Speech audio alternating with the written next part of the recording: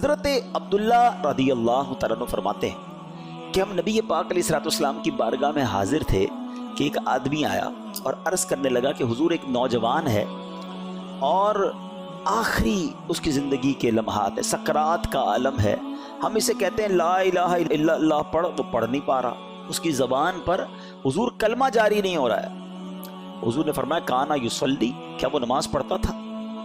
آنے والے نے عرض کی جی حضور وہ نماز پڑھتا تھا۔ تو آقا علیہ السلام اس کے ساتھ تشریف لے گئے اور نبی پاک جب وہاں گئے تو آپ نے نوجوان کے پاس جا کر فرمایا قل لا الہ الا اللہ، یعنی اے نوجوان کہو لا الہ الا اللہ۔ اس نے عرض کی لا استطیع، حضور میں نہیں کہہ پا رہا، میں نہیں کہہ سکتا۔ فرمایا لما، کیا وجہ ہے، کیوں نہیں کہہ پا رہا؟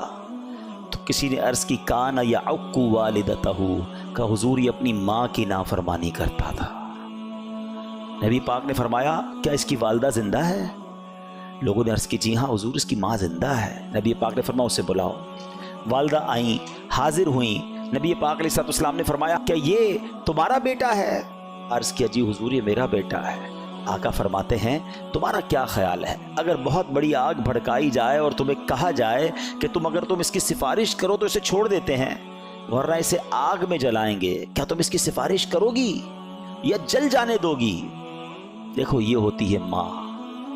والدین کمال کے لوگ ہوتے ہیں، ان کو ستاؤ، تکلیف پہنچاؤ، لیکن جب بچے کو تکلیف پہنچنے لگتی ہے تو وہ اپنی تکلیف بھول جاتے ہیں۔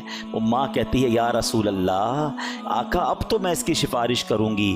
نبی پاک فرماتے ہیں تو اللہ عز و جل اور مجھے گواہ بنا کر کہو کہ تم اس سے راضی ہو۔ وہ ماں عرض کرتی ہے یا اللہ عز و جل میں تجھے اور تیرے رسول کو گواہ بناتی ہوں کہ میں اپنے بیٹے سے راضی ہوں۔ نبی پاک نے اب اس نوجوان سے فرمایا اے لڑکے کہو لا الہ الا اللہ وحدہ لا شریک لہ واشہد ان محمدا عبدہ ورسولہ۔ نوجوان نے نبی پاک کے پیچھے یہ سارے الفاظ دہرا دیے، اس کی زبان پر کلمہ جاری ہو گیا۔ پھر میرے آقا نے فرمایا الحمدللہ الذی انقذہ بی من النار۔ آقا فرماتے سب تعریفیں اللہ عز و جل کے لیے جس نے میرے وسیلے سے اس نوجوان کو دوزخ سے بچا لیا۔ میرے پیارے اسلامی بھائیوں، پتہ یہ چلا کہ ماں باپ ناراض ہونا تو مرتے وقت زبان پر کلمہ بھی جاری نہیں ہوتا ہے۔ ایمان سے بڑھ کر تو کچھ نہیں ہے نا ہمارے پاس۔ اگر ایمان ہی چلا گیا تو پھر کیا بچے گا؟ تو جن اسباب ریزنز بیان ہوئے احادیث میں کہ جن چیزوں کی وجہ سے ایمان برباد ہو سکتا ہے، ان ریزنز میں احادیث میں والدین کی نافرمانی بھی ہے۔ لیکن کیا ہم نے اس بارے میں کچھ سوچا؟ پلیز جن کے ماں باپ ہیں نا، ماں باپ کی خدمت کو ہلکا نہ لیں اور ماں باپ کی ذات کو بھی کوئی چھوٹی ذمہ داری نہ سمجھیں۔ ناراض ہو گئے نا تو رب بھی ناراض ہو جائے گا۔ پیارے آقا علیہ السلام نے ایک بڑی کمال کی حدیث، آقا چند جملوں میں پوری بات فرما دیتے تھے۔ آقا فرماتے حدیث پاک کا مضمون ہے ماں باپ ہی تیری جنت ہے، ماں باپ ہی تیری دوزخ ہے۔ ایک ہی لائن ہے مگر اس لائن میں پورا فلسفہ بیان کر دیا کہ ماں باپ راضی تو رب راضی، اور ماں باپ ناراض تو رب بھی ناراض۔ اب ماں اور باپ کو ستانے والے، ماں باپ کے نافرمان کے ایسے ایسے انجام لکھے ہوئے ہیں۔ وہ بچے جن کے ماں باپ حیات ہیں، خدا کے واسطے غور سے سنو۔ حضرت عوام بن حوشب رضی اللہ عنہ سے روایت ہے، فرماتے ایک مرتبہ دوران سفر میں ایک محلے میں ٹھہرا۔ اس محلے کی طرف ایک قبرستان تھا اور وہاں جب عصر کا وقت ہوتا تھا تو قبرستان میں سے ایک قبر شق ہوئی، قبر پھٹی اور اس میں سے ایک قبر میں سے آدمی نکلا جس کا سر گدھے جیسا تھا، اور اس نے 3 مرتبہ گدھے جیسی آواز نکالی، پھر قبر میں گیا اور قبر بند ہو گئی۔ آپ کہتے ہیں میں بڑا حیران ہوا تو قریب ہی میں نے دیکھا کہ ایک بوڑھی عورت ہے جو اون وغیرہ کاٹ رہی ہے۔ ایک خاتون مجھ سے کہنے لگی تم اس بوڑھی عورت کو جانتے ہو؟ میں نے کہا نہیں میں تو نہیں جانتا۔ خاتون نے کہا یہ اس کی ماں ہے۔ جب میں نے پوچھا کہ اس کا واقعہ کیا ہے تو خاتون کہنے لگی کہ وہ شخص شراب پیا کرتا تھا، شام کو جب وہ گھر آیا کرتا تو اس کی ماں اس سے کہتی تھی میرے بیٹے اللہ سے ڈر، کب تک تو شراب پیتا رہے گا؟ ماں اسے سمجھاتی تھی۔ وہ بدبخت اپنی ماں کو پتہ ہے کیا جواب دیتا تھا؟ کہتا تھا تو کب تک ہینگتی رہو گی جب تک جیسے گدھا ہینگتا ہے۔ ماں کو کہتا تھا گدھے جیسی آواز نکالتی ہو تو مجھے کیوں سمجھاتی ہو؟ خاتون نے کہا کہ جب یہ مرا تھا نا عصر کا وقت تھا، اب روز عصر کے وقت اس کی قبر پھٹتی ہے، یہ قبر سے باہر نکلتا ہے اور گدھے جیسی آواز نکالتا ہے۔ سوچئے آج اللہ کرے کہ ہم میں سے کوئی ایسا یہاں نہ بیٹھا ہو، لیکن ایسے افراد ہیں جو اپنے ماں باپ کے سامنے اونچی آواز میں بات کرتے ہیں، اپنے ماں باپ کو معاذ اللہ گالیاں دیتے ہیں، یہاں تک کے بارے میں سنا کہ ماں باپ کو مارتے ہیں۔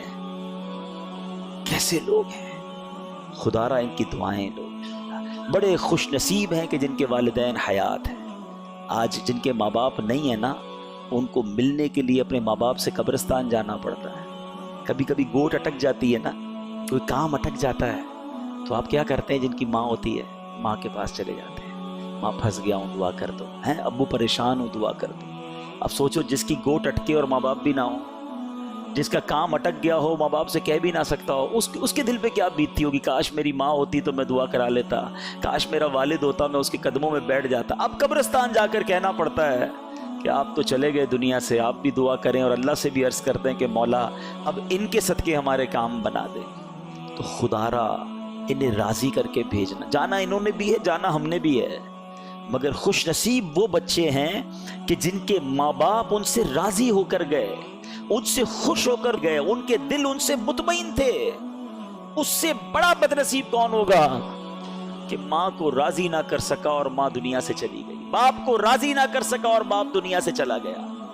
تو ماں باپ جس کے پاس ہے نا، یہ جنت کا ٹکٹ ہے، اور یہ ٹکٹ حاصل کرنا ہے، اللہ کو راضی کرنا ہے، ورنہ مارے جائیں گے۔ میں آپ کو بخاری شریف کی پڑھ رہا تھا، آج بیان تیار کر رہا تھا جب، کہ کبیرہ گناہ، بہت سارے کبیرہ گناہ ہیں، لیکن جو بڑے کبیرہ گناہ بیان کیے نا نبی پاک علیہ الصلوۃ والسلام نے، آپ بخاری شریف کی حدیث سنیں کہ اللہ کے حبیب علیہ الصلوۃ والسلام نے کبیرہ گناہوں کے متعلق فرمایا کہ کسی چیز کو اللہ کا شریک ٹھہرانا، یہ پہلا کبیرہ گناہ بیان فرمایا۔ سیکنڈ نمبر پہ نبی پاک نے کیا فرمایا؟ والدین کی نافرمانی کرنا۔ تیسرے نمبر پر فرمایا ناحق قتل کرنا۔ چوتھے نمبر پر فرمایا جھوٹی قسم کھانا۔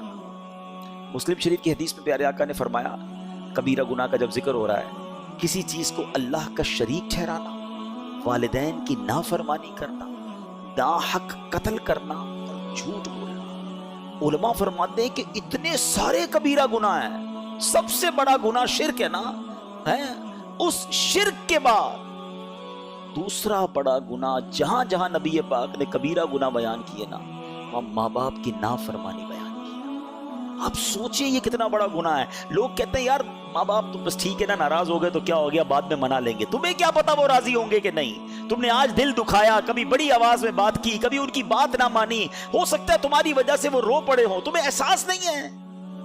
حالانکہ شریعت یہ کہتی ہے، میں ابھی تھوڑی دیر کے لیے ماں باپ کے دل کو سائیڈ میں رکھ دیں، ٹھیک ہے نا، میں مسلمان تو ہوں نا، میں نے کلمہ پڑھا ہے، میں اللہ اور اس کے رسول کی بات مانوں گا تو میری مغفرت ہوگی۔ اللہ اور اس کا رسول یہ فرما رہے ہیں، شریعت یہ سکھا رہی ہے کہ اللہ کی بارگاہ میں شرک کے بعد جو سب سے بڑا گناہ بتایا گیا وہ ماں باپ کی نافرمانی بتایا گیا۔ اچھا، اللہ کریم نے جہاں اپنی اطاعت کا بیان کیا ہے، اپنی فرما برداری کا بیان کیا، کئی جگہوں پر اس کے فوراً بعد ماں باپ کی فرما برداری کا بیان کیا۔